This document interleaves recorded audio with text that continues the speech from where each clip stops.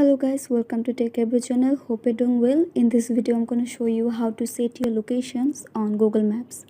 So guys, at first go to your Google Maps and then tap on the search bar and now tap on home, set location, and now enter your home address.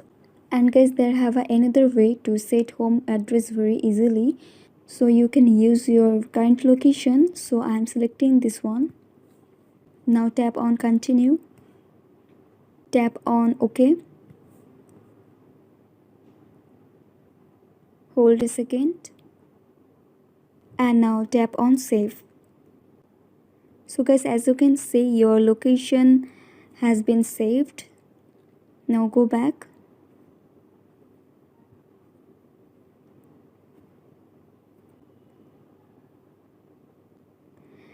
and guys, that's how you can set your locations on Google Maps very easily.